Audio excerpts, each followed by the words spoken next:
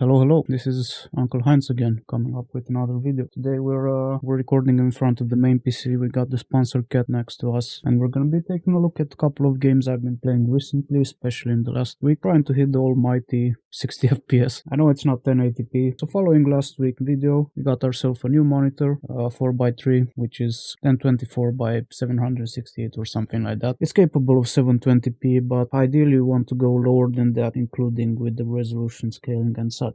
Anyway, there are some updates. We removed the side panel and we added a 3-fan GPU cooler. It's performing slightly better, means I can overclock now and squeeze even more FPS. What we're gonna do today, we're just gonna go through a couple of games I played. Not the entire gameplay, but more like a selection of funny phases and the differences between each one. I got my mobile, gonna control the desktop remotely. If you want to do the same, check out remote desktop, by the way. It's a nice tool.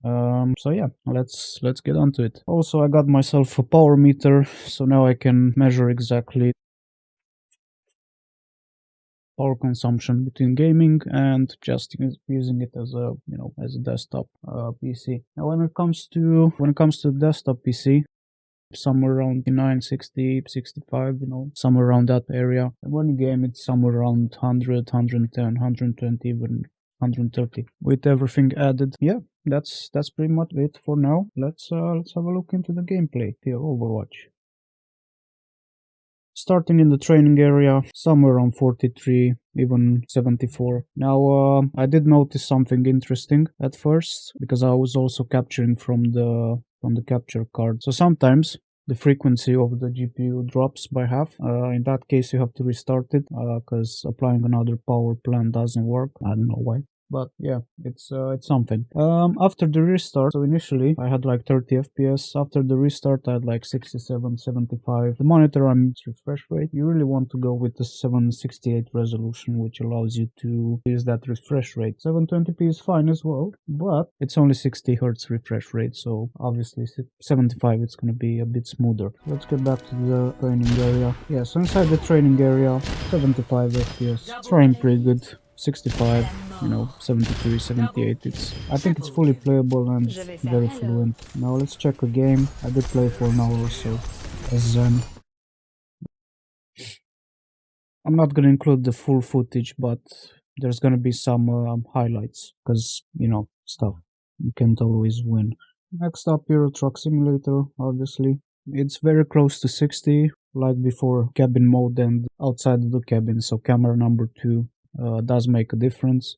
Graphics wise, yeah, everything's set to low with a couple of tweaks here and there. But yeah, 60 FPS is doable as well. I just played like a small portion of a long delivery.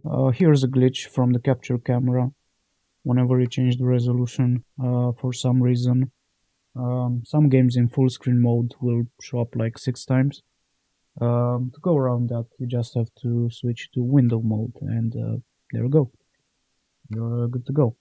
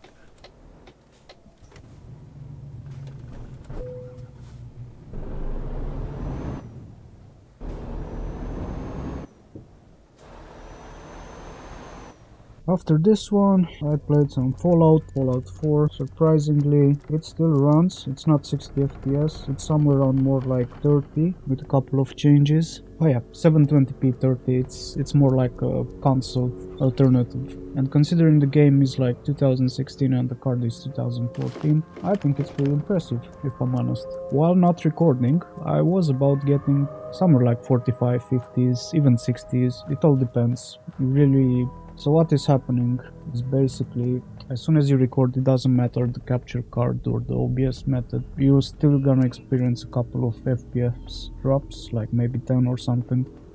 So what's on the capture, it's not gonna be as accurate as the live footage, unless you have like a proper camera for the monitor. Anyway, yeah, Fallout runs with everything set to low, 30 FPS minimum. There are some glitches depending on the resolution, like for example 720, it's gonna drop it to 19, but then it's gonna go up to 30, and yeah, it's still possible to play. It's not ideal, but it runs.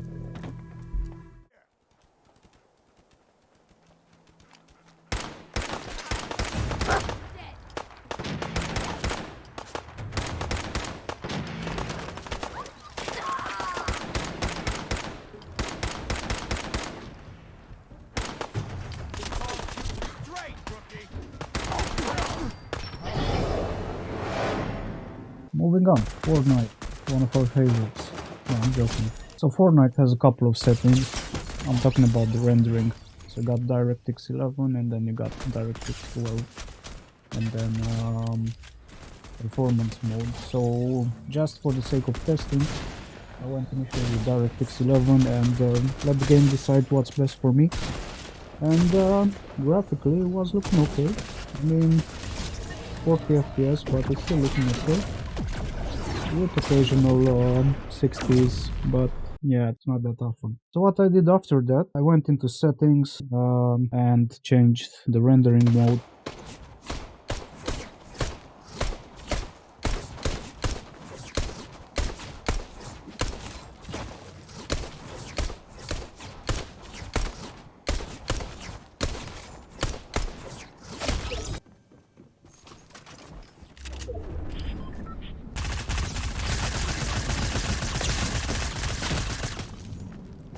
Anyway, that's been me, Uncle Heinz Jr., and see you guys next time. Take care.